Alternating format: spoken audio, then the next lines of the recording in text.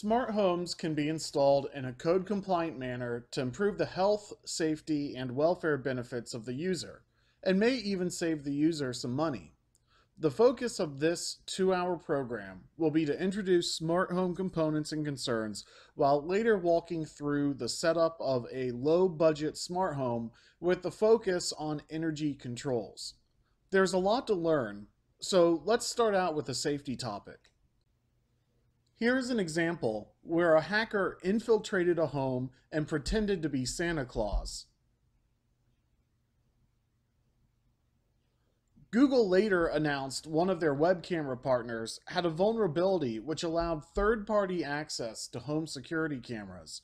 Google's response was to cut off access to cameras until the vulnerability was patched.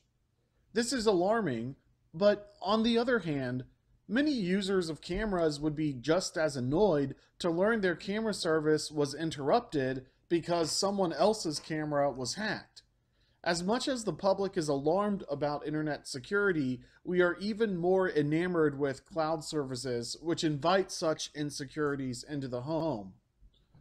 The smart home designer will always invite the risk of failure into the home despite the advantages of smart home technology. Pushing the limits of the technology too far can be a costly error. Cloud services, which require an internet connection, can provide convenience, stability, and value, but that internet connection will always mean the device services could be lost, disconnected, or hacked. Cloud services provide the best voice commands, for instance, ones that have obvious advantage to health, safety, and welfare. Voice controls such as Amazon Alexa or OK Google offer new ways of accessing home lighting and other devices. Home Assistant, the open source home automation platform we will use later in class, has partnered with a privacy-oriented voice service called Alta, powered by the Stanford voice engine Almond, but its features are still in the early stage of development. For now, for voice commands to be useful, they can be easily connected to Amazon or Google cloud services. Voice commands have immediate use. What if an automation accidentally turns off a light that needs to be turned back on? It almost seems natural in a smart home to yell out to turn on the light, so how does that actually happen? It is possible to set up a secure internet connection to Google or Amazon cloud services directly in order to avoid subscription fees. Home Assistant charges $5 per month as a cloud service fee to connect to Google and Amazon in a secure manner. This is not a programming class, so I suggest paying the fee. However, it can be avoided with enough hacking. If you're like me, you might already own a Google or Amazon voice speaker, such as Alexa, in the house.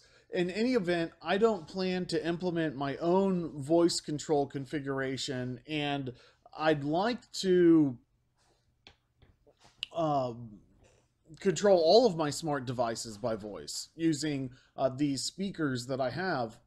So there's no better excuse to sign up for the Home Assistant free trial of their cloud service and get voice commands going. After accepting the invite email, I'm prompted to enable Home Assistant within Google Assistant. In other words, I need to use the Google Home or the Amazon Alexa app to give it permission to talk to Home Assistant. My Home Assistant devices are then pulled into Google Home.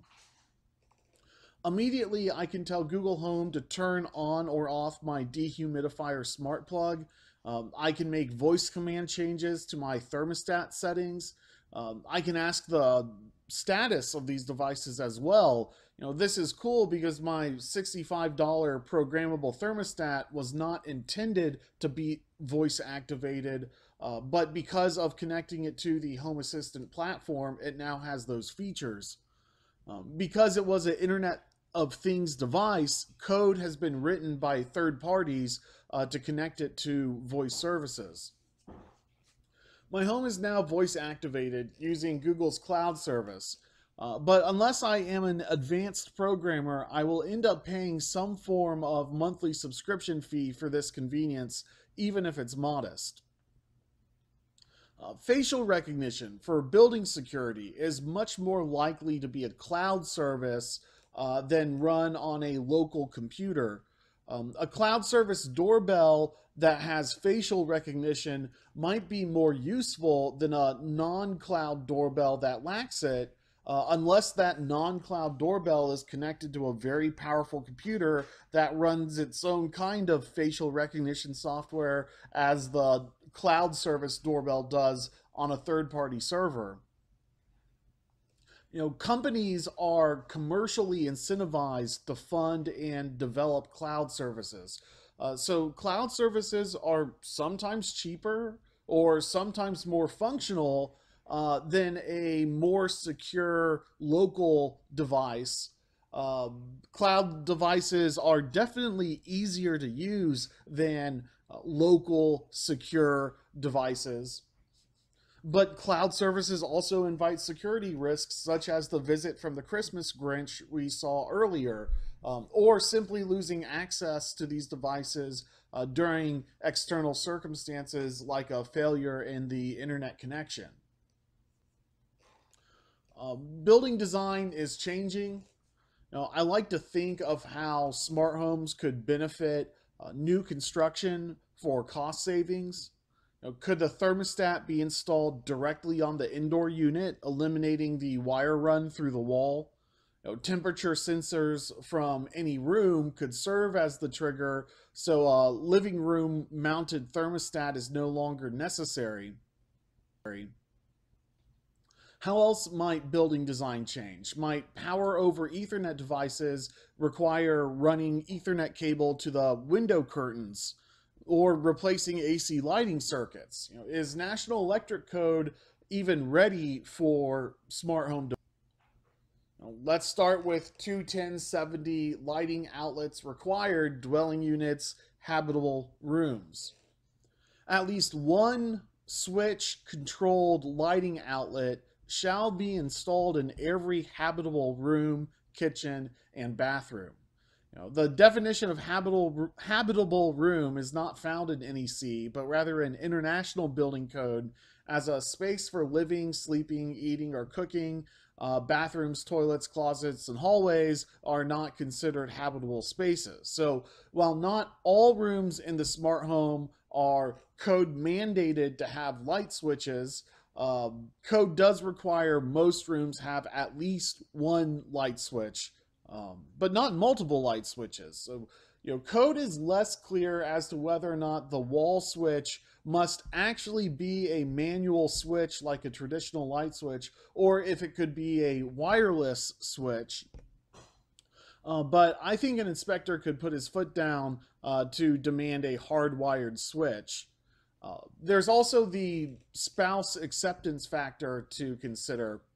It would not be in the best interest of the health, safety, and welfare of the inhabitants to invite negative emotional reactions into the smart home by not providing the users with a manual fallback in the event of a smart home failure. This is interesting because some of the smart home light switches require rewiring the light switch and actually taking it out of the circuit, routing the power circuit through a controller tucked away behind the light switch in the junction box while rewiring the actual light switch as a low voltage relay rather than a traditional 120 volt traveler switch. A particularly hard inspector might suggest that a relay on the wall is not the same thing as an actual electrical switch on the wall. And also, the relays do not work as well as a physical light switch physically redirecting the electricity, as the relays only detect flickering voltage of a low voltage circuit circulating through the light switch, whereas a traditional light switch would actually carry the 120 volt circuit through one of two traveler circuits switching back and forth between the two switches. It is possible to retrofit two-way or three-way light switches, but it's also more difficult to do so than to retrofit a single light switch. It's much easier to install these controllers when there's only one light to control, not two or three, through separate switches. And I do think it is appropriate to have at least one hardwired light switch on the wall in every room, providing power to at least one hardwired light bulb, so that you don't overkill with smart technology and have, all the lights in your home not work because you wanted to have something weird like battery powered light bulbs and no, hardwired light switches on the wall. So I don't think smart homes are ready to eliminate all the wires from all the walls. In fact, I think for new construction, I'd caution a smart home designer to remember that battery powered devices, which mount on walls or ceilings rather than doors or windows, will usually have a powered by USB or powered by Ethernet option. In new construction, it's usually a better choice to go with a hardwired power option rather than to rely on batteries so that the device can be used more frequently and no longer require the batteries to function. The batteries could then be useful in power outages as well as to address other power quality issues. Now, power quality issues are particularly close to my heart as I'm a solar installer. So LED lighting is powered by DC current, but AC current is easier to transmit by the utility. So each DC light bulb in a building has to go from home AC power to DC light bulb power via a little inverter in the DC light bulb fixture. Off-grid solar homes have other inverters, to convert DC solar electricity or DC battery electricity into stable AC output, or just converters to go from DC to DC before going through an inverter to go from DC to AC. These energy conversions can create voltage flicker in cheap LED lights, a problem that can occur with grid connection but can become worse in an off-grid setting. The easy solution is to use high quality LEDs, but that can be a difficult solution to retrofit. The future of lighting may well be powered over Ethernet lighting circuits, providing 24-volt DC lightings directly to the light bulbs, powered by an Ethernet switch and backed up with an uninterruptible power supply. The future of buildings may be renewable solar homes with off-grid capability, but that really isn't where I want our focus to be today. There are smart lighting solutions for AC circuits, so customers won't get left behind by installing traditional lighting systems today. And so for today's class, I'd like us to think modestly about our smart home design. Certainly, there are future-proofing issues to consider in new construction, which could be made today. To me, the Achilles heel is window blinds. Powered window blinds need power brought out to them, and I think it's a good bet to plan for window blinds to be powered over Ethernet. Indoor video cameras are another device which might not be installed in the home today but could easily be tomorrow. And so running additional Ethernet runs to windows and potential cameras is a good future-proofing step in new construction. And then, as a rule of thumb, remember that a hardwired smart sensor is better than a battery-powered one because it can always be on and sensing and communicating without requiring the replacement of batteries as a regular chore. So our smart home still has traditional light switches on the wall and Even if they are smart light switches, they are similar to light switches and are installed by a competent electrician. Because the wires on light switches or the tuck behind controllers are rather tedious and can become safety hazards if improperly terminated. Especially when these behind the box controllers are jammed into the back of the junction box behind the safety switch. I've only used the behind the box controllers, and I feel like a full switch replacement would be easier and improve workmanship and cost about the same. Let's leave our lighting discussion behind to talk about wireless communication protocols within the context of safety. First, these alternative wireless platforms are no more safe than Wi Fi. One wireless signal is not more safe than the other, in the sense that these communications can still be encrypted or unencrypted. So, encryption will slow down the signal, and it requires the other devices which relay the signal to also be encrypted. So, sometimes the performance loss on encrypted signals leads to poor signal quality and poor device performance, which isn't preferable for systems that should be responsive, such as security alarms or door locks.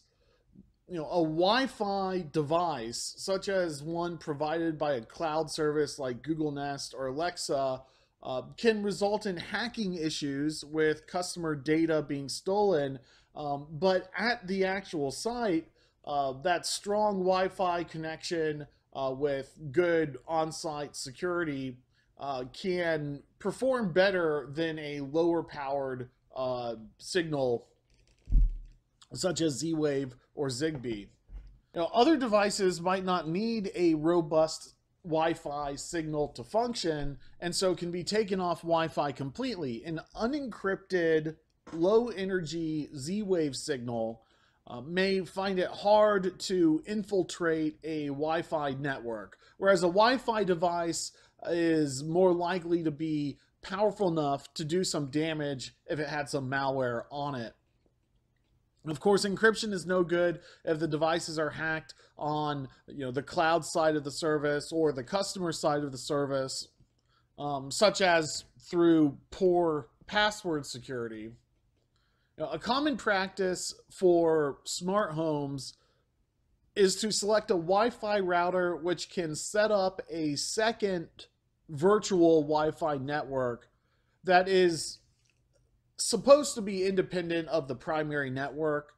The problem with cloud services is that they inevitably want to connect to your personal account, which might not be on the Internet of Things network, as well as to the Internet of Things network. So vulnerabilities ultimately can be difficult to isolate, and sometimes the best is to stay off the Wi-Fi system completely.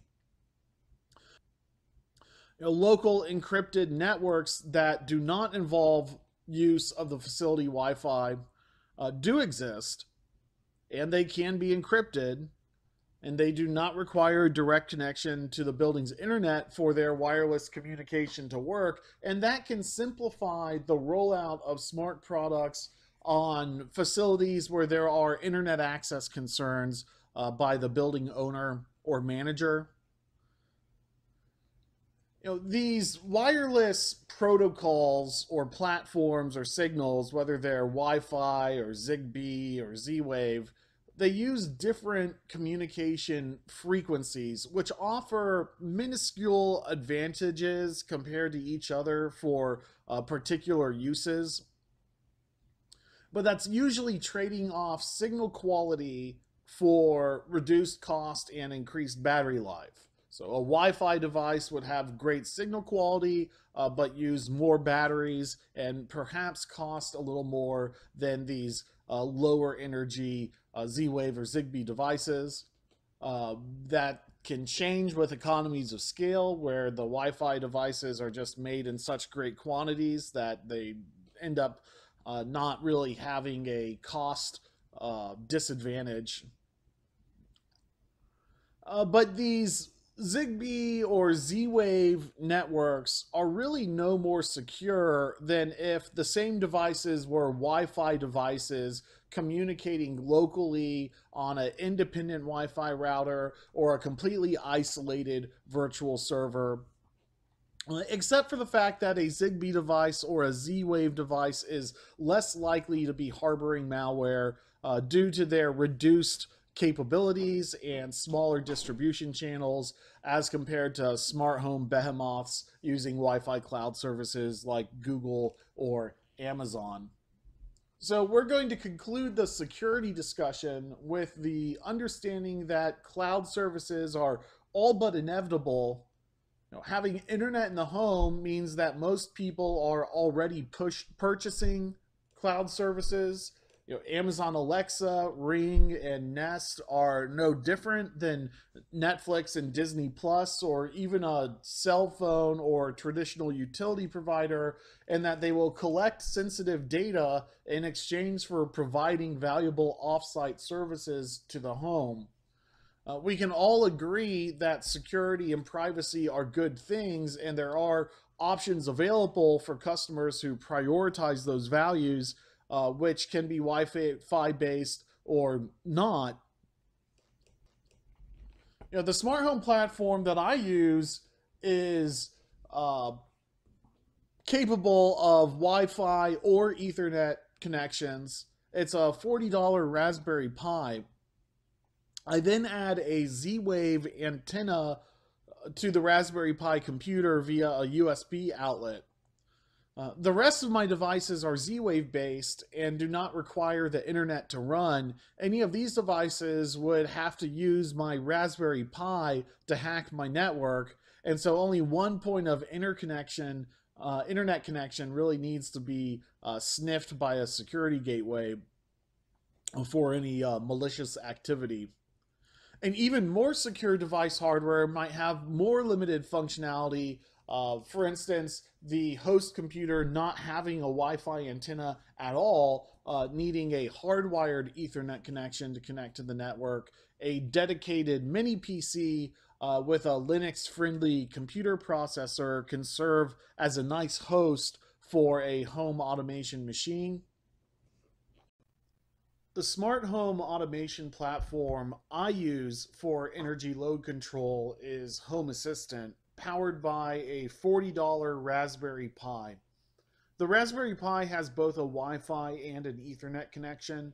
Let's take a break from the discussion and do a demonstration of how to set up this smart home controller.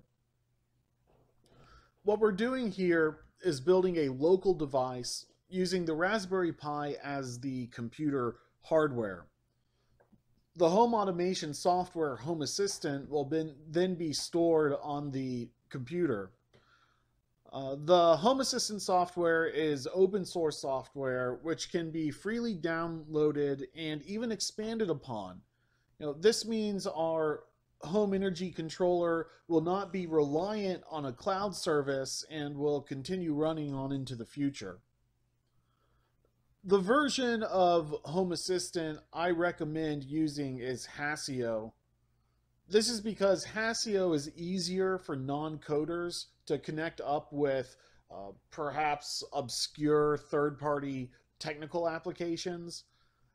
So this is not a problem for basic devices such as the Google Mini or the Amazon Alexa, or other mainstream devices like Nest and smart doorbells and smart speakers. But to set up a energy monitor and data logger, some rather obscure databasing and graphing software will become necessary to use. So we want to do that in the simplest way possible without much programming involved.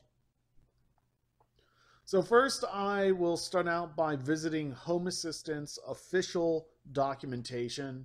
There are many how-to guides for Home Assistant out there. Using the official guides will make sure that you get the proper technical support you need. Speaking of technical support, this is where open source software really becomes fun because the software allows for programmers to make contribution to the code, there's a large user community enthusiastic to help you get your energy controller set up. There's a chat program called Discord, which is primarily used by computer gamers to talk to each other, but it also has a following within the technical support community. It is similar to group messaging software Slack, but more like a chat room from the 1990s. Home Assistant has an active Discord community that provides support for beginners and programmers alike. So you won't be alone when attempting to install the open source home automation Home Assistant software onto your $40 Raspberry Pi for the very first time by joining this Discord online community. It's especially valuable for lacking computer skill. Personally, I find this to be the best way to learn about computers. If you have children at home, steering them towards a Raspberry Pi with a home automation build could provide a very solid introduction into computer programming. It's a platform that is technical, but also more friendly towards beginners than other kinds of computer electronics manufacturing that I can think of. As a reminder, use the Hasio installation method because of its add-on capability, which makes it more compatible with more devices without as much programming as compared to the other Home Assistant kind of installation called HASS, that's HASS, which is done either in Docker or within a virtual machine environment for the technophiles out there. So install Hasio instead of HASS. A few different download options are presented for the Hasio software. These are for different kinds of computers which can run Home Assistant. I recommend starting with a Raspberry Pi. That keeps things simple. The need for more robust computing options will be discussed a little later in the program, but a Raspberry Pi is sufficient to implement a modest smart home build. The next step will require many of us to take a step out of our comfort zone. Essentially, the operating system and software need to be installed onto the Raspberry Pi hardware. This step is done using the Balena Etcher program. On Macs, it's called Etcher. To write the code onto a specifically Raspberry Pi friendly memory card. It's a standard data card. The software is then burned onto this memory card. So I got lucky. My laptop has a memory card slot that fits the same memory card as the Raspberry Pi. But already I'm faced with a technical challenge. I'm using a Chromebook, which is not a Windows PC or a Mac or even a real Linux computer, but I need to burn this software image onto the memory card.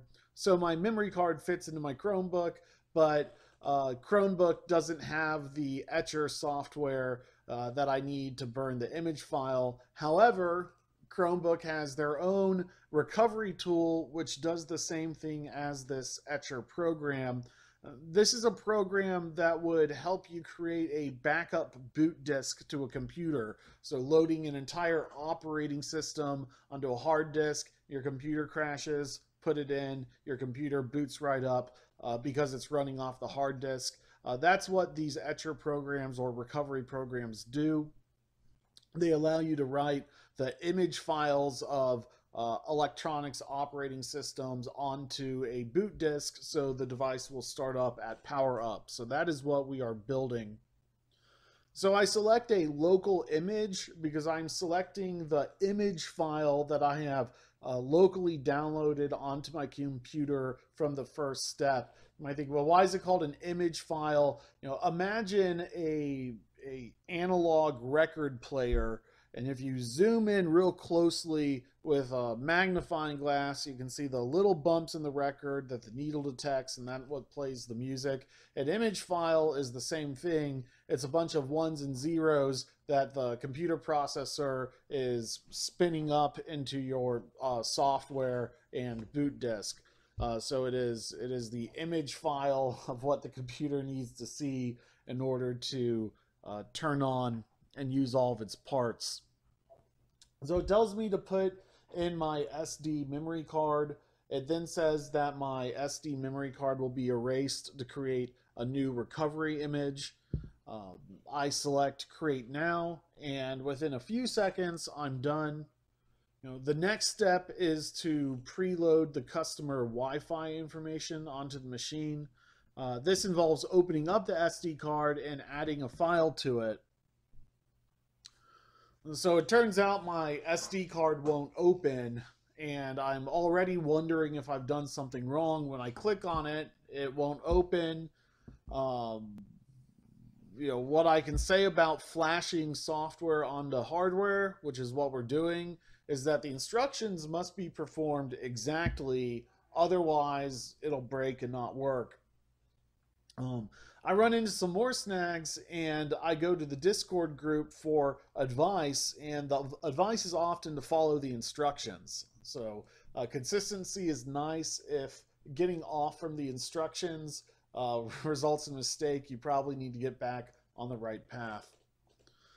But I still couldn't figure out what my problem was until I realized that by downloading the Home Assistant software, whatever zip program it was using, whatever zip program I was using was removing the title from the zip file.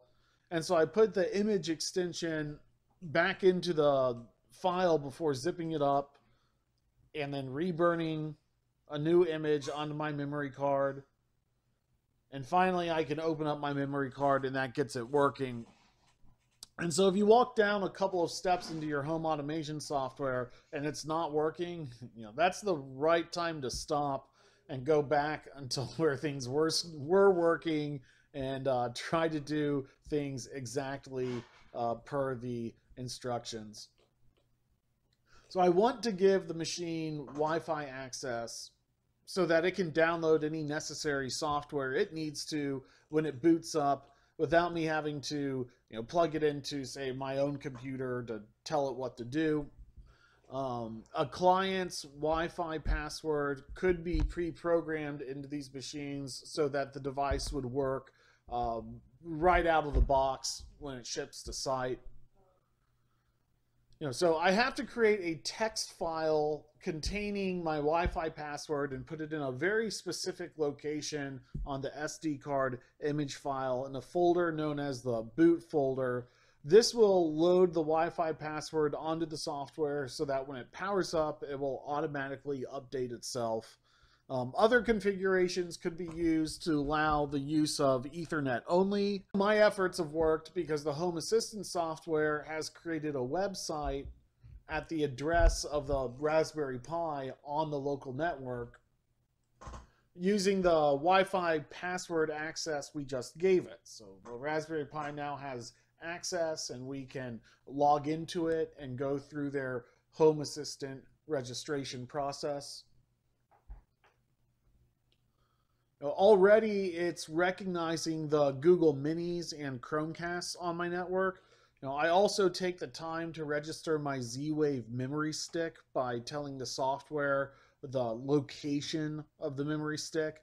I actually don't know the answer to this. I don't know the answer to my Z-Wave memory stick USB drive location. But there are plenty of websites out there with the answer, so I simply use the information online. Because the Raspberry Pi is such a uniform hardware, there's many others who have encountered these obstacles beyond yourself when going through the basic process of setting this kind of system up.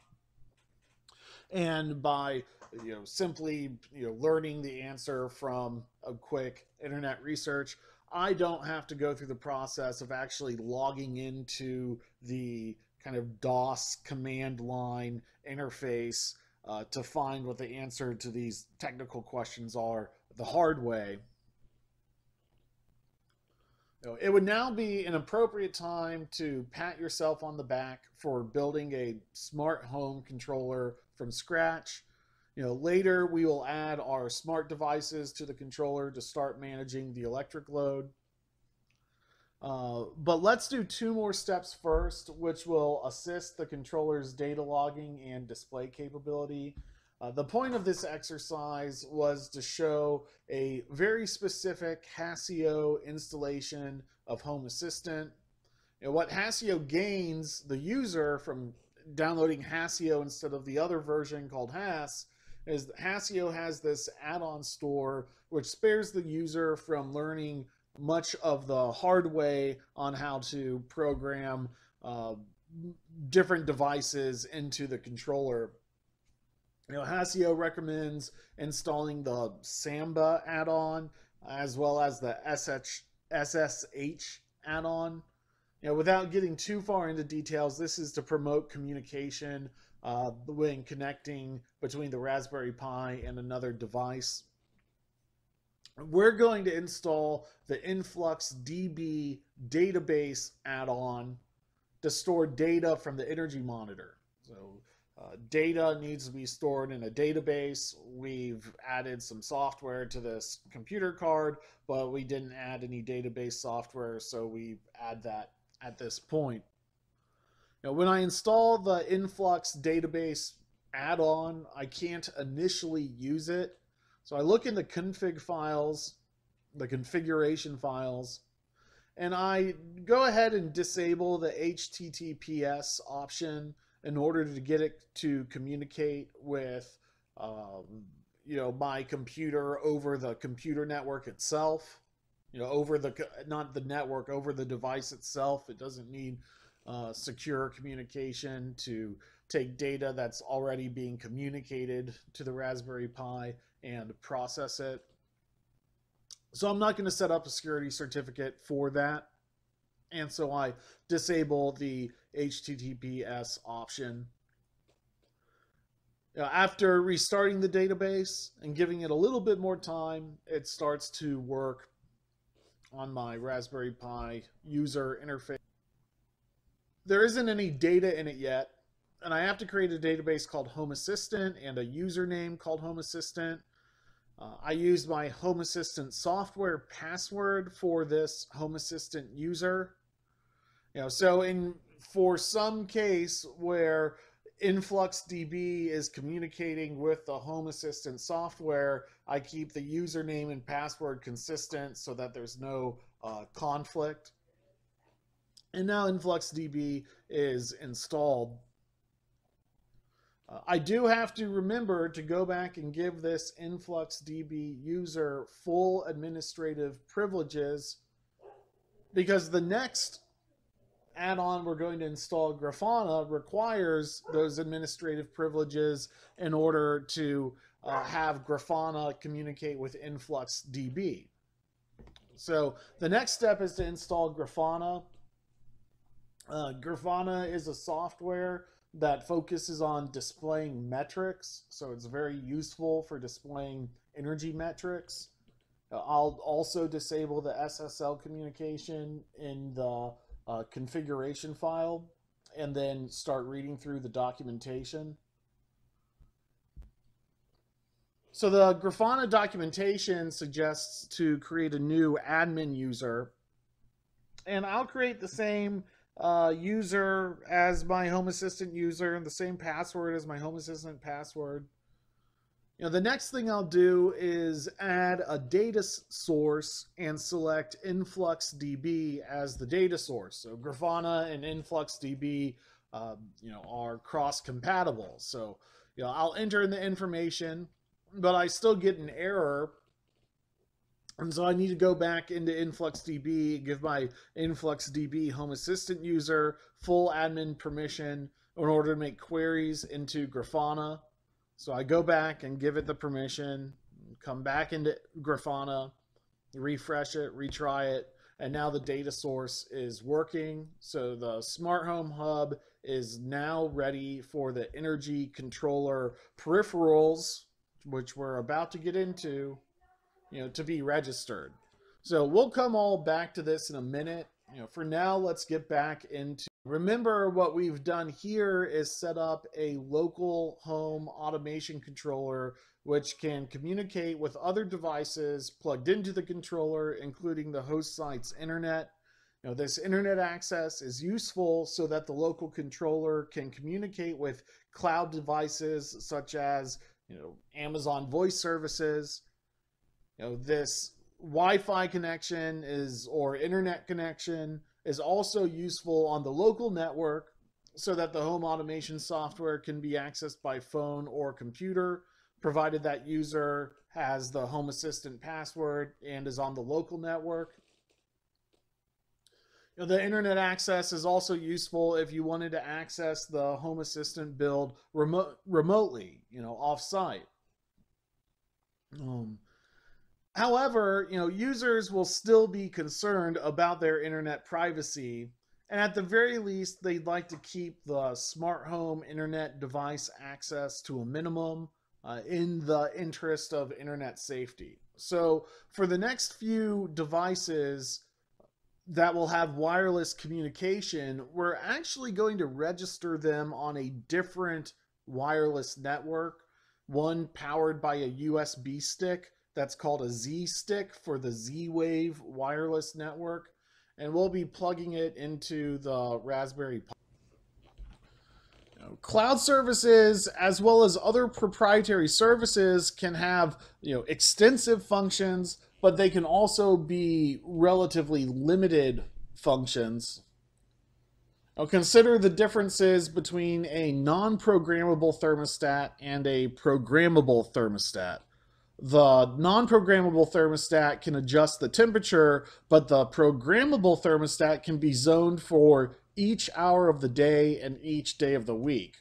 But if I want a programmable thermostat that can be programmed for each hour of the day for every day of the year, I would need something a little bit more capable. And even a $300 smart thermostat like the Rheem EcoNet only has 7-day programming, whereas I want programming for every hour of the day, every day of the year, with even further flexibility to accommodate a variety of on-site energy issues, such as renewable energy or battery storage, and also the ability to save the customer money through advanced automation. So even the $300 Rheem smart thermostat, particularly because they do not have an open API or open communication to a variety of smart hubs and smart platforms, they have a closed network, and so the $300 Rheem thermostat is not good enough for my. In search of my smart thermostat, what I did was to search for Z-Wave thermostats under the assumption that a Z-Wave thermostat would be a smart thermostat. A myriad of options were available to me on eBay. With any smart device, the version of the software is important. So Z-Wave is now on a Z-Wave Plus version of its technology, and I recommend sticking to Z-Wave Plus components for Z-Wave communication. I would also consider Zigbee as opposed to Z-Wave, as well as Wi-Fi components, so long as they were compatible with my home automation software, and we'll talk more about that later. Now, I chose Z-Wave because traditionally Z-Wave has been cheaper than Wi-Fi devices, but also more intelligent. Well, now many Wi-Fi devices, particularly thermostats, can be found at similar price points and functionality. I would caution that Z-Wave devices can be more difficult to install than their Wi-Fi counterparts, but that does come with some increased functionality, such as the ability to stay off the home's internet completely. At any rate, I went with a $65 Z-Wave Plus thermostat and decided to swap it out with my existing non-programmable Honeywell. Now, remember that National Electric Code defines a qualified person as one who has the skills and knowledge related to construction and operation of electrical equipment and installations and has received safety training to recognize and avoid hazards involved. So if you are a solar installer and you think you can simply take the thermostat off the wall, you might be surprised to know that it could short out a fuse in the air handler so that the fan will not turn on after you install the new thermostat. This kind of thing is avoided by remember to doing things safely, like powering down the equipment that you are working on before servicing it. But installing the thermostat is fairly straightforward, requiring knowledge of the HVAC system to determine whether or not the home has gas or electric heat, as well as the kind of electric heat provided. The wiring is a little bit tedious. Now, I was working on a larger home where a Google Nest was installed but wasn't working.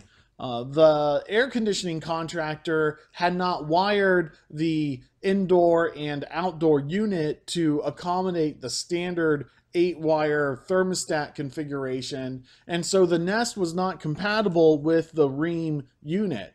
Rheem had their own $300 programmable thermostat that did not need all of those wires to function, but the end result was that the use of that thermostat locked the user into a thermostat that was not programmable from an outside source, and the thermostat only had day of week functions. So that's a shame because the thermostat on a solar home should be able to adjust with solar production to better manage the intermittent energy produced on site, as well as to manage consumption.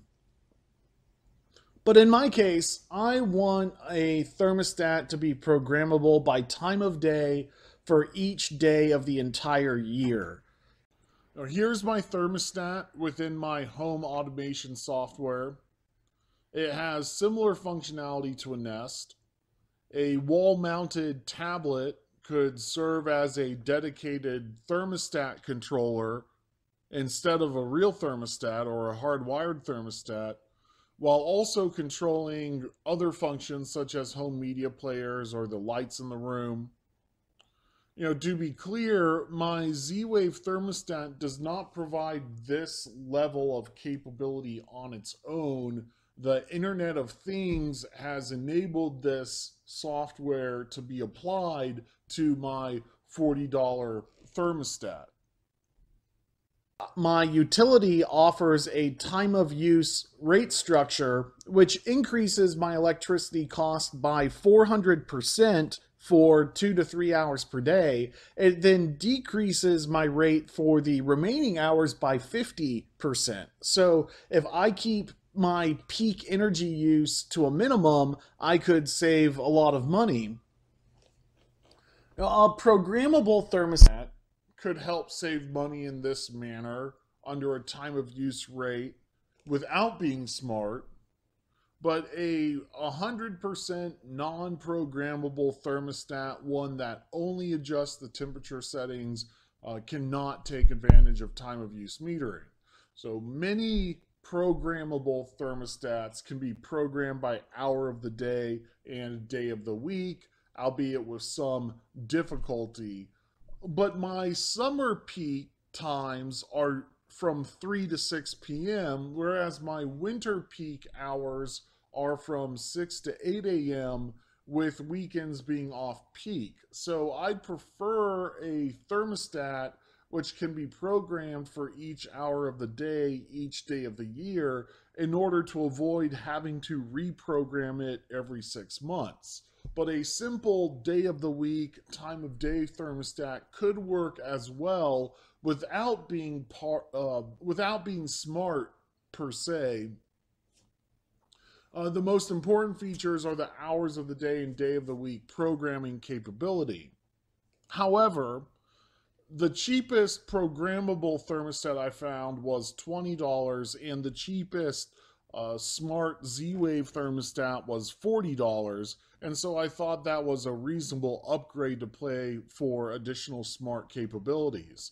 Now, the cheapest name brand Wi Fi option thermostat was $90, whereas most of the top shelf options ranged from $150 on up. I went with a $65 Z Wave option.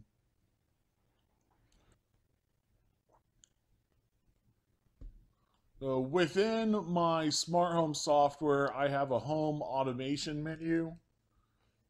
I have an automation to turn the thermostat on and off between the hours of 6 a.m. and 8 a.m., which prevents my air conditioner from running during those times.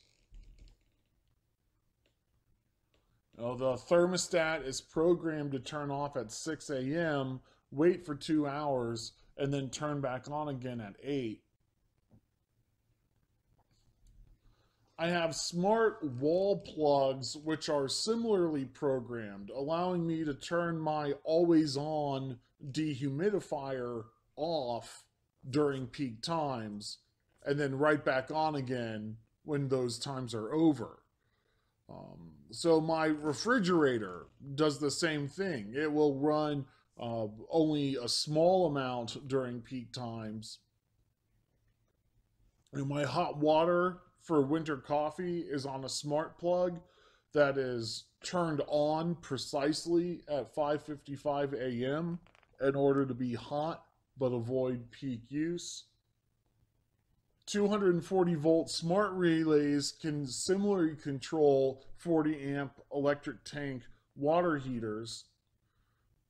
So, controlling energy use in this manner can have substantial savings. By switching to my utility's time of use metering plan and using load shifting to reduce or eliminate my air conditioning loads, refrigerator loads, and using other 120 volt devices to reduce 120 volt loads, I can save 20% on my electric bill through my utility time of use rate structure without any substantial changes to my lifestyle.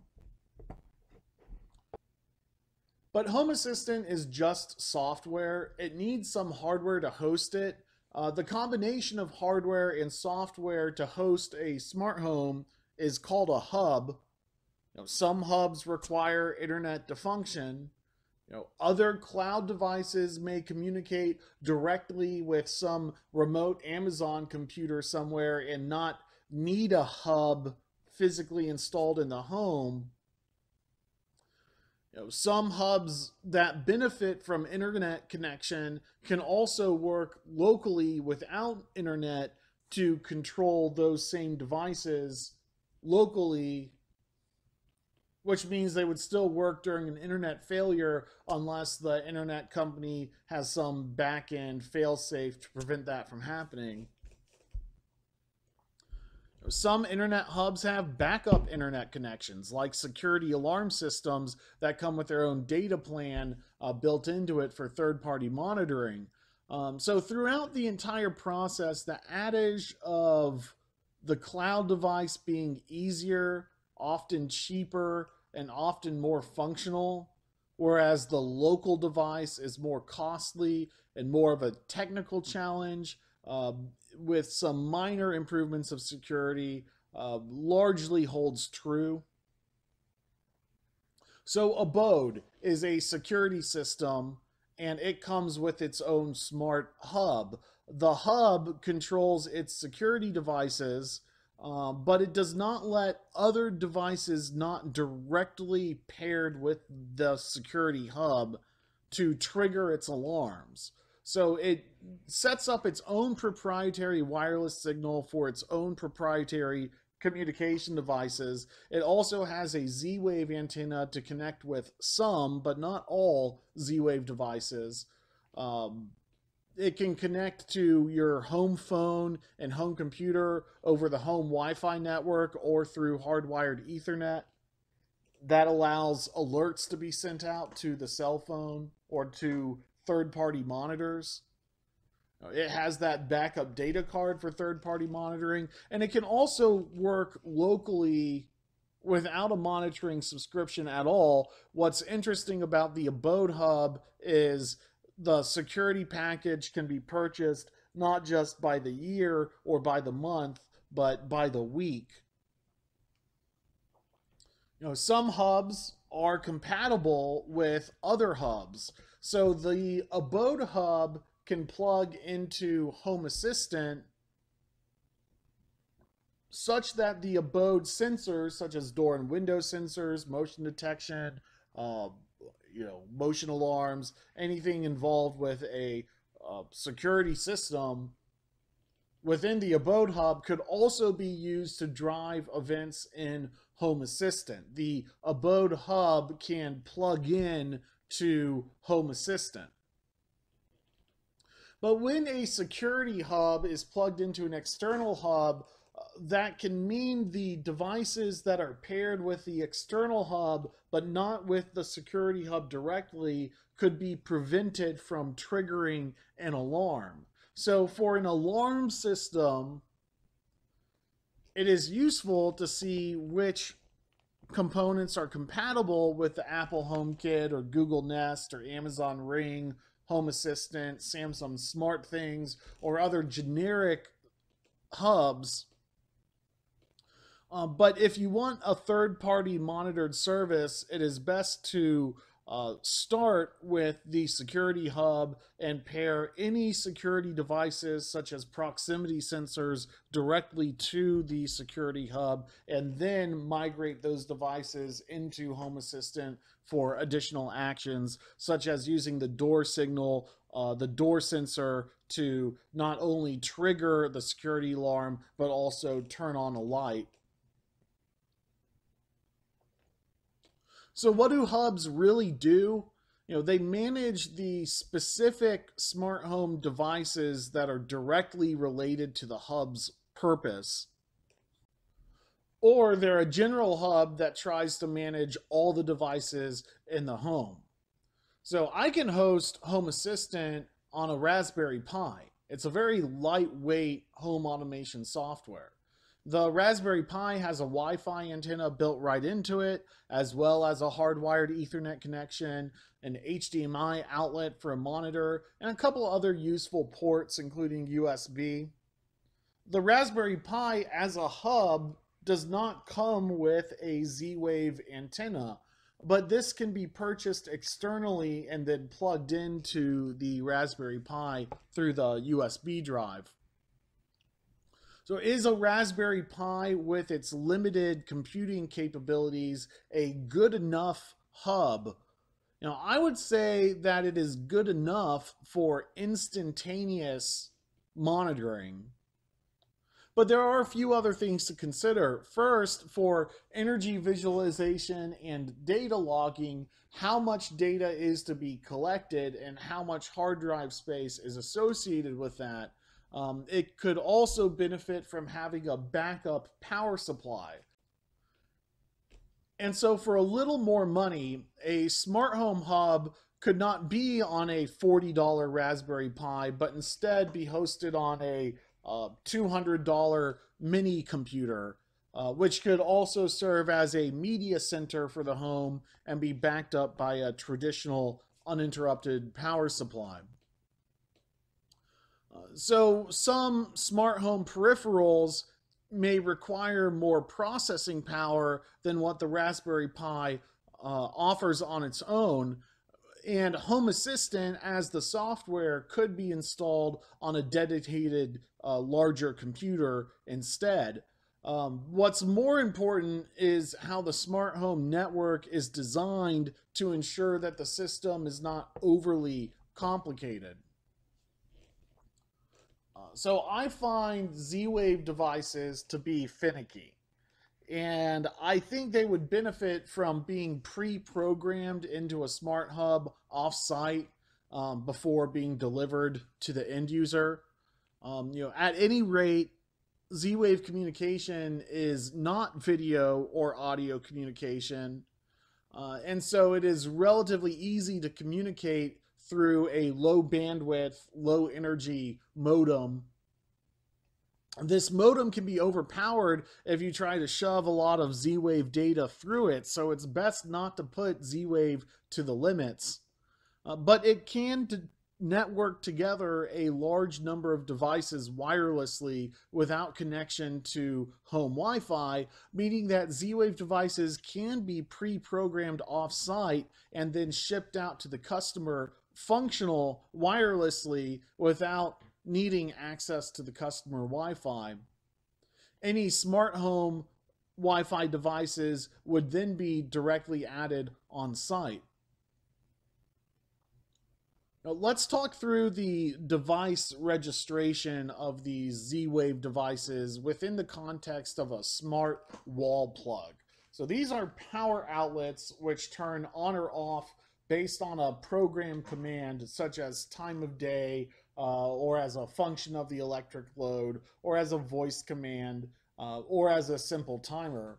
They can bring intelligence to otherwise dumb devices, and sometimes the dumber the better.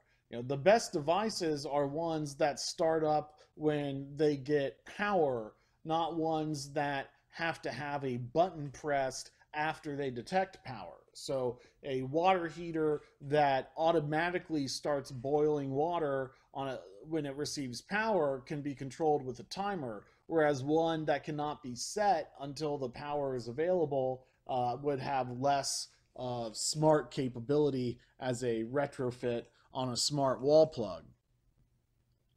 So my dehumidifier is nice because it's dumb. When it has power, it turns on. When it loses power, it turns off. When it gets power back up, it starts back up again. So my dehumidifier is on a smart plug, and it's programmed to turn off right when my time of use peak metering rate starts.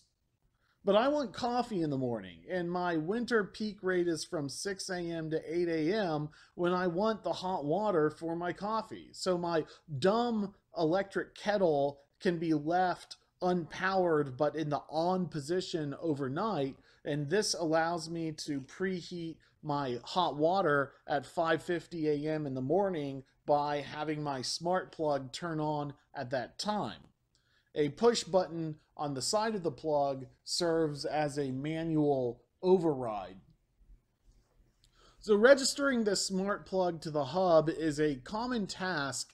The hub is placed into an inclusion mode to accept the device into its network.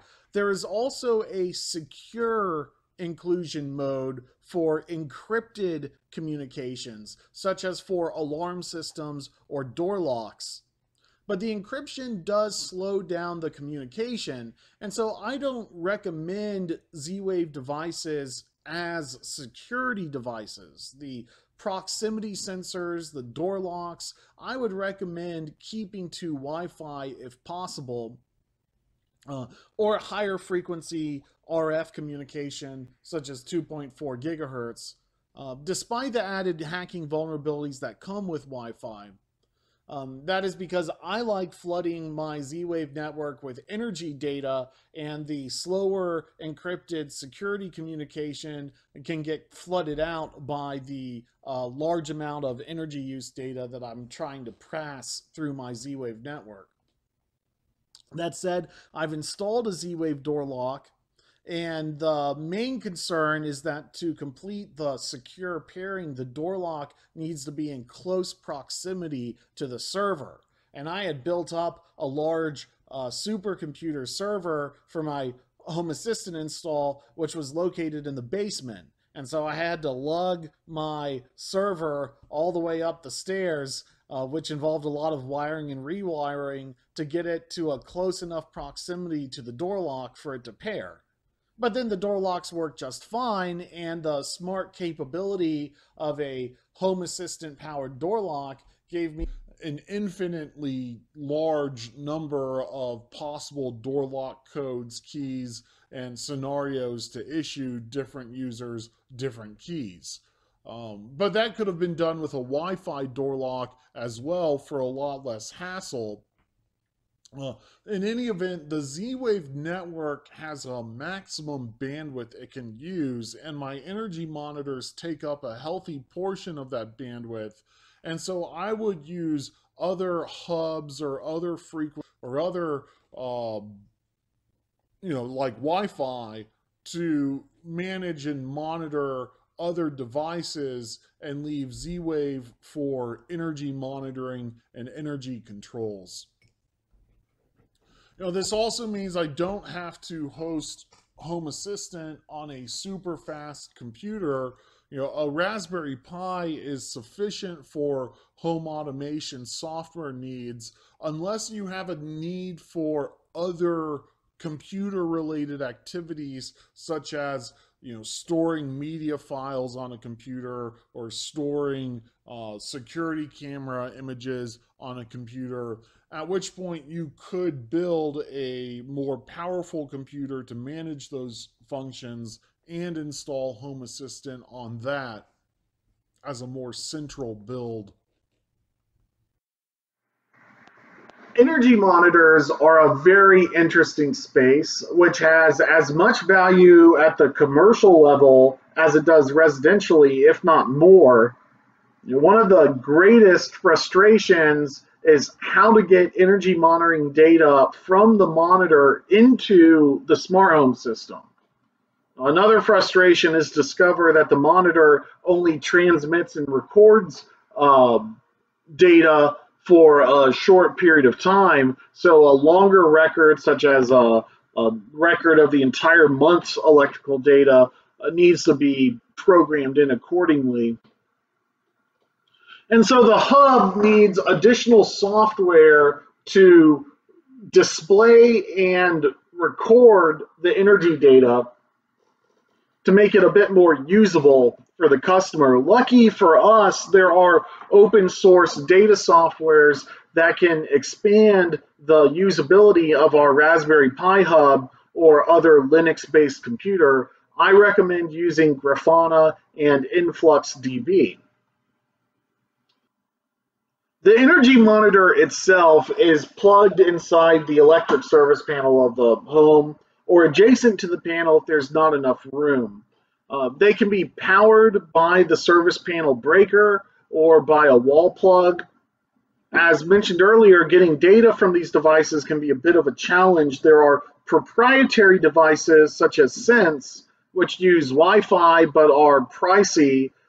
There are other energy monitoring products more tailored for commercial facilities or multiple branch circuit monitoring that are also pricey and might require a hardwired Ethernet connection, which is not always readily available at the electric service panel. I like using Z-Wave for energy monitoring because I can purchase a generic Z-Wave service panel monitor that isn't connected to any proprietary platform like Sense. In fact, this can be its own problem because it comes with absolutely no software, and so it will not work by itself right out of the box. It will only work when connected to a smart home hub. But this energy sensor is $90 instead of $300, and it allows for wireless communication back to the hub. And since it's Z-Wave, it doesn't require wireless communication to the facility internet to get its signal back to my smart hub. And so my entire energy manager will only be connected to the internet system at the hub itself, rather than have all these diverse wireless devices peeking into the customer's internet. And so my energy controller, by being a Z-Wave network, has fewer internet security concerns to the site host, which is perfectly fine so long as the Z-Wave network is not so complicated as to exceed its own capabilities. So as far as national electric code goes on electric service panels, it's evolving, but the basics are important. These consumption monitors can only fit inside the service panel if they do not fill more than 75% of the cross-sectional area of the service panel, which is typically a depth constraint from the back of the box to the front of the box. I think it's best to plan a power circuit and conduit pathway somewhere near the side, near the top of the electric service panel to host these service panel monitors if possible. Here is a picture of the popular consumption meter Sense. Home Assistant is compatible with Sense, so time of use metering rate could be optimized with Sense, and there's no problem with that other than the payback will be longer because Sense costs $300. Here is a picture of the popular consumption meter Sense. Home Assistant is compatible with Sense, so time of use metering rate could be optimized with Sense, and there's no problem with that other than the payback will be longer because Sense costs $300, whereas the actual hardware required for the same data could be had for 1/3 that amount. But at the end of the day, you're ending up paying for Sense's code or having to figure out how to do the code yourself. First, the consumption monitor is installed inside the electric service panel. Because I'm running the power monitor to an external power outlet out the bottom of the service panel. But it could easily be powered within an available breaker space. The user manual is consulted to confirm the orientation of the current sensing transducer clamps, and it is noted that the power supply must be on the first leg of the power of the first clamp. If the power outlet is powered by leg 2, I would reverse the clamp orientations. The Smart Hub is then placed into inclusion mode. I'm not using this hub for security devices, and so I will not be using the pair secure option. After inclusion, the device shows up as a node in the... Let's get back into our home energy controller build. There's a few things we need to add to improve the overall system elegance. First, let's add the room where the service panel monitor is installed as an area within Home Assistant. It's best to create these areas as needed. It's sometimes nice to restart the Home Assistant server from within Home Assistant. Our simplified installation glazed over a few programming steps. In the alternate version of the install, the computer would require a command line interface command that you type into the computer in order to start the system up. In this case, I want to populate Grafana with energy data and create an InfluxDB database, and those may need a system restart after installation in order for the data to populate. When I pull up InfluxDB, it still isn't working, and I suspect it's because I skipped an instruction which told me to edit the configuration YAML file for Home Assistant. This is another file which is hidden outside of the Home Assistant user interface. However, I installed a configurator add-on within Hasio, which allows me to edit the configuration.yaml file from within Home Assistant. Otherwise, I would have to use a command line. It gets a little bit more technical. So I added in the InfluxDB code snippet into the configuration.yaml file using the configurator add-on, and then I restart the Home Assistant server. So now that I've given Home Assistant the ability to recognize InfluxDB by editing the configuration.yaml file, when I go to make a Grafana query, my Home Assistant entities are available. So what can I do with this information? The obvious choice is to create an energy graph for my house. Let's start by graphing the energy meter. I do this by creating a dashboard within Grafana. I need to select the data source for the graph.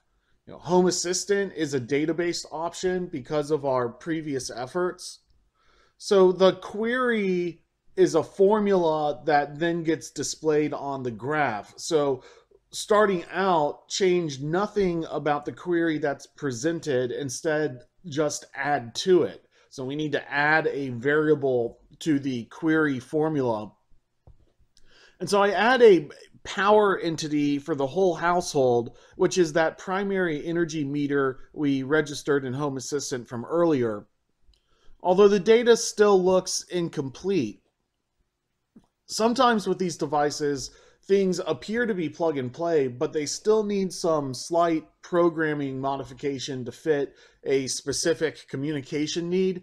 For example, a Z-Wave network can support over 250 Z-Wave devices at once, but a single energy monitor reporting its data every 10 seconds can take up 20% of the Z-Wave bandwidth capacity, at which point the network does not function well if it's exceeded. But for our needs, we need that granular 10-second energy data because we use it for our energy monitor and we use it for our load controls. And so, we need that granular data. But something still doesn't look right about the graph. And I go into the Z-Wave configuration panel to inspect the energy monitor device specific configuration settings. This is a Z-Wave device, so it will be in the Z-Wave node configuration settings menu. So I could get further into the technical detail of what every individual byte of data represents. But to solve this problem instead, I perform a Google search on what to enter into these settings because inevitably there's someone else out there installing the exact same energy meter onto the exact same Raspberry Pi within Home Assistant who's probably solved the problem already, and often you can find your solutions just through the message forms. And the solution turned out to basically find the reporting settings within the device configurations and set them to, a 5 or 10 second reporting period. Some of these devices were reporting by every 2 minutes instead of every 5 to 10 seconds, and that was causing our graph to look weird. So I then set the settings to 5 seconds, and then on Grafana, I graph to a 10-second interval, and all of a sudden the graph shows a much higher degree of resolution. So I could spend a good bit of time customizing this graph as well as inputting all of the smart home devices on the platform which are energy sensing. For example, the wall plug used to control the dehumidifier will often have an energy sensing option associated with it, and maybe that costs a few dollars more than a smart plug without such feature, but it'll tell us how much energy is specifically being used by the dehumidifier, which is nice because all the service panel monitor tells us is the energy use for the entire building. So our graph can include all of those factors, and it can also be uploaded to the internet, which I use to embed on my website, community.solar, but also to embed on my Home Assistant build main front page, so I don't have to go into Grafana within Home Assistant to see what's going on. So let's clean up our Home Assistant main view in the overview section by taking control of the overview page. Now, I don't want my media players to be the first thing I see. I want a display that reflects my home energy controller. So I create a new tab for the media players to move on to. This is called a new view by Home Assistant. And then I select the right option to move all of these card entities on this overview page. I select the right option to move them onto the new view, that media player tab I just created. I'll also take the web link of my energy monitoring graph and embed it into the overview as an iframe, which is essentially taking an offsite website and displaying it within the Home Assistant platform. To clean up and remove some of these entities that had been auto-created, I use the code editor, which gives me a behind the scenes look at some of the code. And sometimes this can be easier or quicker to use than the visual interface. So my energy controller interface is now complete with some automations programmed in. Let's review the economics of implementing a digital load controller onto a home or business. Today, we assembled an entry-level load controller for a total budget of around $350. So let's assume a total professional installation budget by a licensed contractor of $850, with the understanding that if you put the time in and do it yourself, obviously the project could be done more cheaply. Let's also assume that an entry-level commercial project might cost a little bit more than an entry-level residential project, maybe perhaps twice the size, and could be substantially scaled up from there.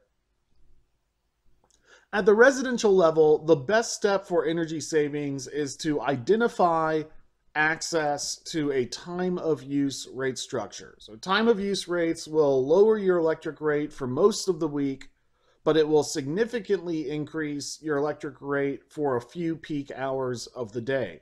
My electric cooperative has a good time of day rate structure and even has a 6-month guarantee that any costs that might increase as a result of this rate structure would be refunded at the end of 6 months. But in the summer, between 3 p.m. and 6 p.m., Monday through Friday, I have a peak rate and then an off-peak rate for all other times. In the wintertime, the peak is only for a 2-hour period in the morning, again on weekdays only.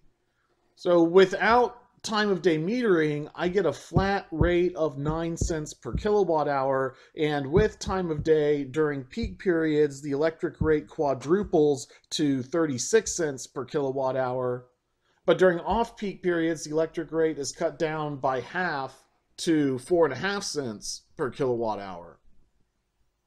So for 3 hours a day, 5 days a week, that's 9% of the year. It's called peak for a reason, so let's fudge the numbers a bit and assume that 10% of my energy use comes during this peak time. I'd call that a worst case scenario event when using a load controller. For example, time of rates could be a longer time frame than 2 or 3 hours. It could be an 8-hour rate. Or certain high energy activities such as intense electric cooking that must be done at 6 a.m. every single day and cannot be avoided otherwise. That could be very punitive for a shorter, more expensive peak time if it can't be avoided at any cost.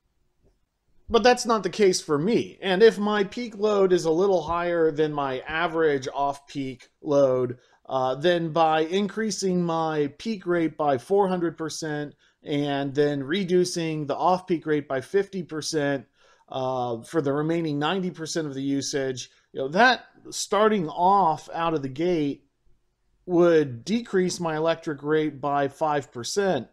That's if my peak load is not that much greater than my off-peak load. And so right off the bat, using a electric load leveler, I think expecting a decrease in the electric bill under time of use rate structures is easily achievable. I'm more interested in what the savings would be if I substantially upticked my energy controllers, such as turning the thermostat off completely, turning off refrigeration entirely, and then testing to see how long the existing thermal mass in the home can coast through the time of day period while using the least amount of electricity possible. Filling a freezer or refrigerator up with thermal mass, such as bottles of water, could assist this effort, and there's even commercial products for filling your refrigerator with thermal mass, if you're so inclined. But by implementing the measures discussed in class, such as thermostat controls and shifting the dehumidifier, the electric savings for me could be 30% out of a maximum of 50%. The cost savings of 50% being if I used no peak energy and lowered my electric bill by 50% all other times. So that's the absolute top I could reduce my bill. And so I think I could do a healthy portion of that, 30%. So calculating the savings of time of use after the fact is a simple process. The electric bill still contains the total amount of electricity consumed. So it's easy to multiply by that amount by the old flat rate to determine what the electric bill would have been and then compare against the current bill. It's a bit harder to predict load shifting savings in advance, but there is a software which can help. Energy Toolbase is a commercial software which is essentially a glorified spreadsheet intended to calculate electric bill savings with the intended audience of solar or batteries. It's not anything that you can't model on your own, but it is a quick and professional way to graph out the energy use of a system and evaluate different rate structures for cost savings. For example, this building is revealed to have very spiky peak loads. If this were a commercial building being built not based on time of day, but on peak demand, those spiky peaks are a perfect time for an automated load leveling system to take non-critical loads offline. Imagine a hotel where for 15 minutes out of the day, the mini refrigerators would turn off. It would not impact the user experience of the room, but it could create substantial cost savings for the hotel owner. Even lithium-ion batteries, which are expensive, can be cost-effective in this sort of commercial load leveling. So all the more cheap digital controls are all the more cost-effective, and they can work great in tandem. Now, I model my time of use rate within Energy Toolbase because it doesn't have my rural electric cooperatives time of use rate in their database, which is unusual. They're the market leader in electric rate modeling and structuring. A similar spreadsheet could be programmed in Excel or Google Sheets, but here the interface to get the spreadsheet set up is nice and easy. Now I have interval data stored in my automation logger. So if I go a year, I can take that data out of my data logger, throw it into Energy Toolbase, and do even more exact bill analysis for even greater insight into time of use savings or battery sizing or solar storage. So data logging serves a real purpose for site planning and should be done well ahead of a project if the building is pre-existing. If I don't have access to this data, then essentially I need to guess how much my energy is peak versus off peak. So I can select, so that's what I do. I just take an assumption that, with my level system, keeping my peak use to be slightly above off peak is a 10% ratio instead of a 9% ratio. So now I can select between the flat rate and time of use rate to more accurately project my cost savings. So I'm modeling 3 different cases. The first is my current electric bill under my current flat electric rate. The second is the cost savings if I get into time of use peak and can manage my peak to have it be about equal to my off-peak use.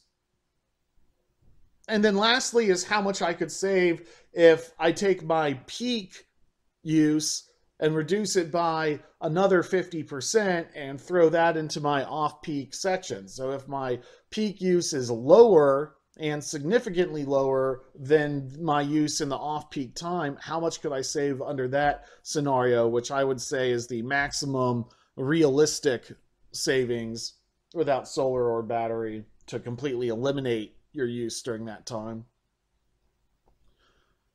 So I found that by doing basic thermostat controls and energy automations, I could expect to save about $300 a year. And if I implemented even more aggressive digital controls, I could increase that to $500 a year saved through time of use metering. Both models assume some peak energy use, which could only be fully eliminated again with a battery. So that's kind of interesting. There are many people who want solar power but can't afford the tens of thousands of dollars in investment as well as the long-term payback. A smaller investment in smart home energy controls can result in a 1 to 2 year payback while adding home automation value beyond the electricity controls themselves into other smart home functionality such as multimedia. Cost savings of $25 to $40 a month on a $160 electric bill by doing nothing but shaping the home electricity use through automation is pretty impressive, I think. The payback on a $350 do-it-yourself project can be under a year. On a professionally installed project, that might be 2 to 3 year payback. On a commercial electric bill, the savings become even greater.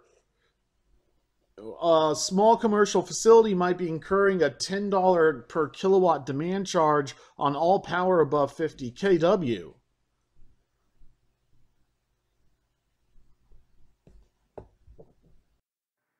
Imagine a hotel owner has a series of 10 240 volt wall air conditioning units.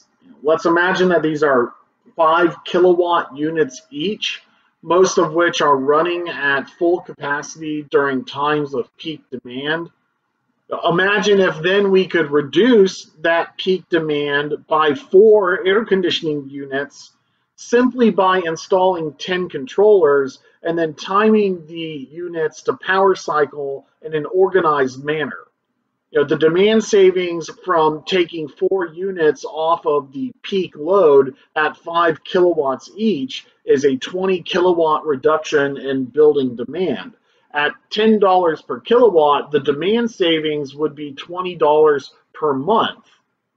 And so if each relay switch were installed for $200 each, the project could have a 10-month payback.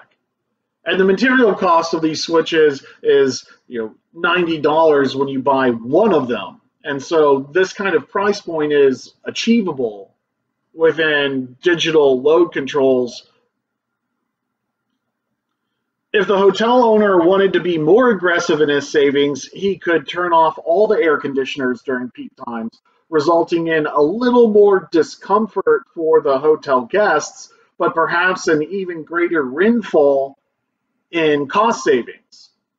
Another 50% increase in the cost savings would push the payback, almost down to 6 months. So in other words, digital load controls are the cheapest way to reduce a facility's electric bill, regardless of whether or not it's a residential customer with access to time of use metering or a commercial customer on a kilowatt demand charge.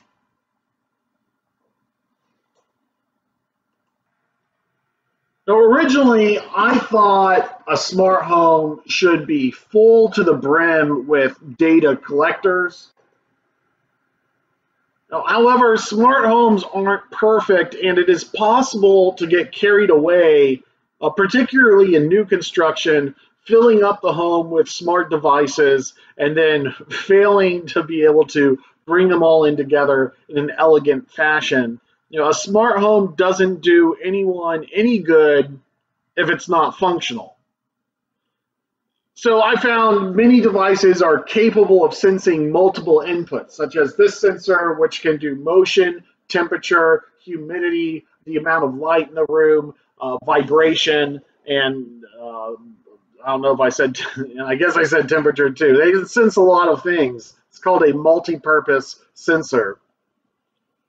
But most often you need a sensor for one specific purpose. Is there motion in this area of the house or not? So the other sensing portions of the devices, such as the amount of light in the room, are nice to have in terms of function, but on the other hand, they represent an unnecessary drain on the battery life of the product. So particularly, I would not get too carried away with battery-powered devices in a smart home. Smart smoke alarms are interesting because they can tell you exactly where the alert originated in the house. So if a fire starts in the kitchen, the alert tells you that that is where the fire started. And that can, result in better response times for the building inhabitants as well as for the fire or police department. I was surprised when my dual fire alarm / carbon monoxide smart sensor alerted me that my kitchen oven under its cleaning cycle was giving off some air quality alerts. This information is fun and it can be useful. We cleared out of the kitchen for that time frame, but it does come with a cost.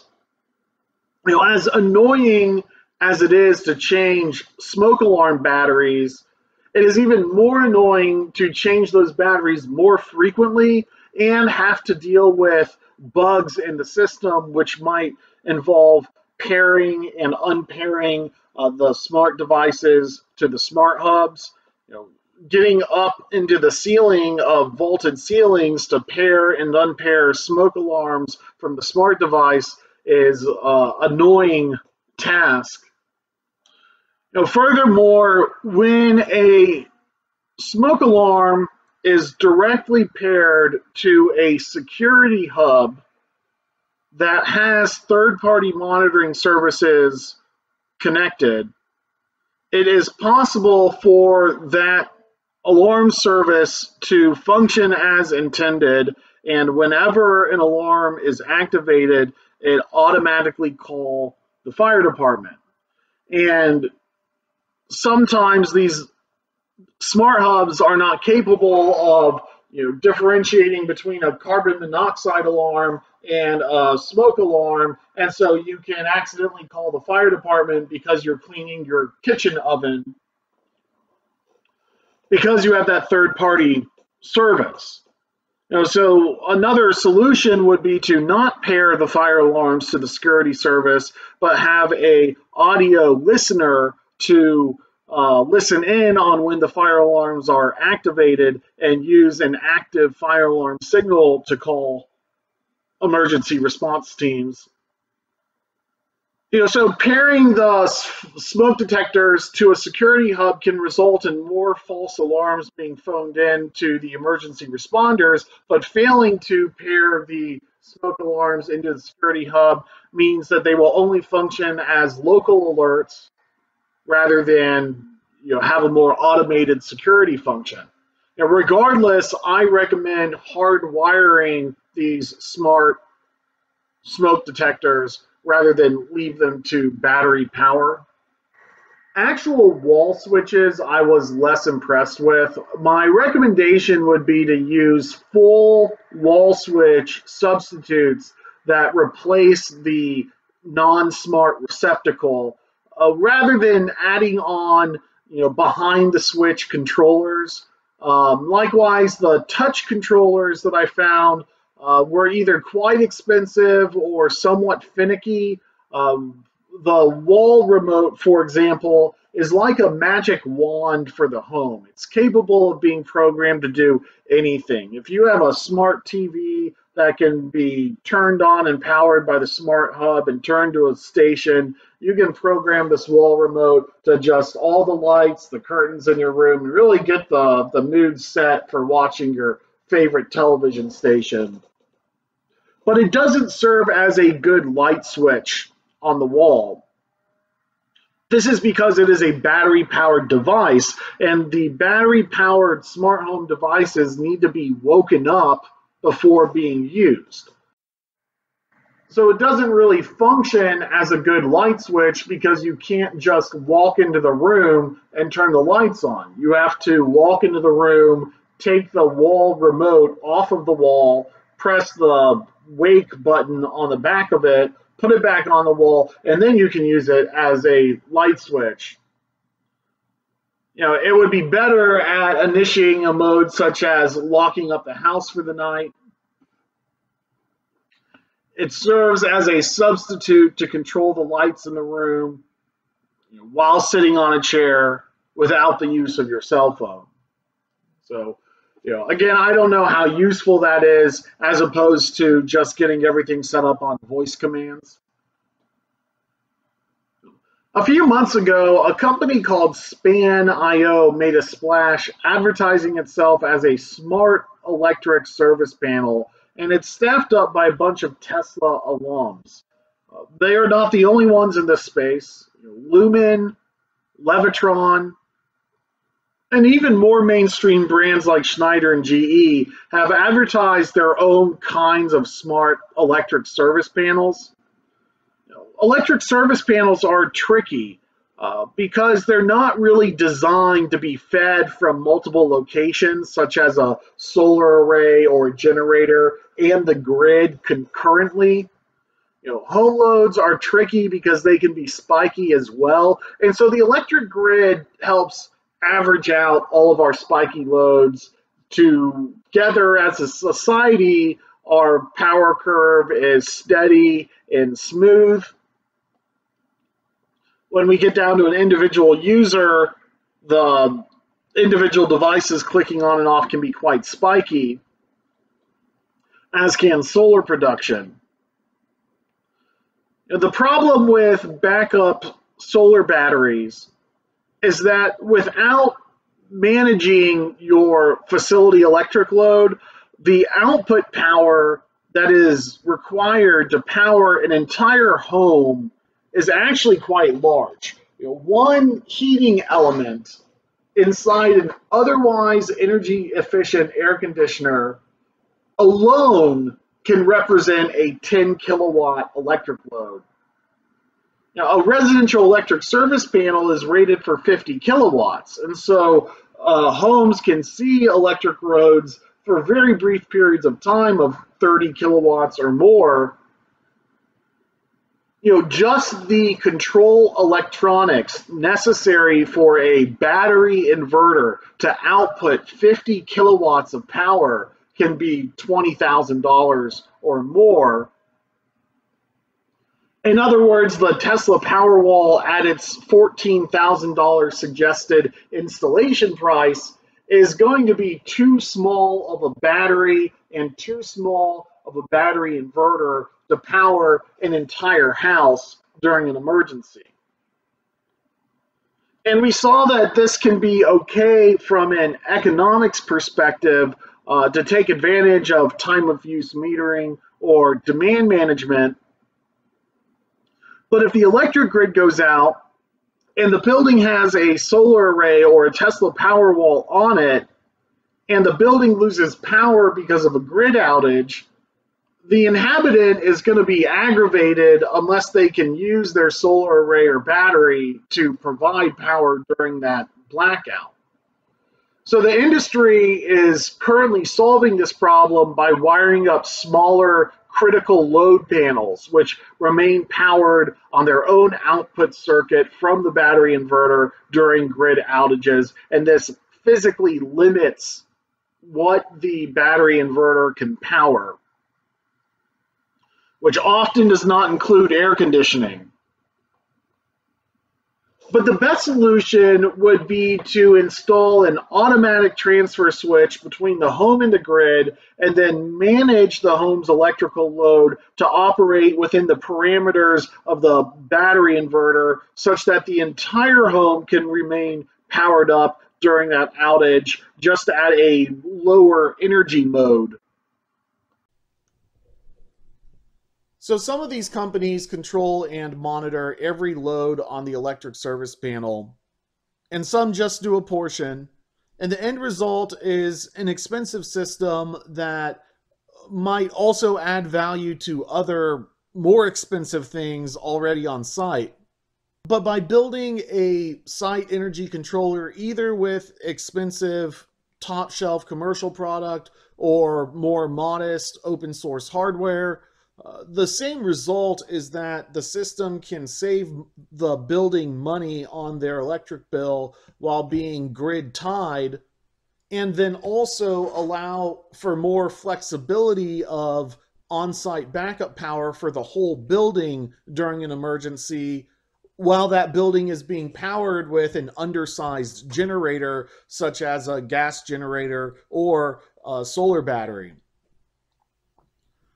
And that undersizing can result in substantial savings because otherwise you'd have to build a power system capable of delivering the entire building's worth of power and only using it during an emergency. Not that it's impossible to do so, but it's costly. And so even these expensive top shelf service panel monitors can play a role in reducing a site that's being prepared for off-grid operation. There is one Z-Wave accessory that might initially appear optional, but I strongly recommend getting it if you're implementing a Z-Wave network, and that's a range extender. Z-Wave does not have the range that it advertises, especially when you're transmitting data-rich signals.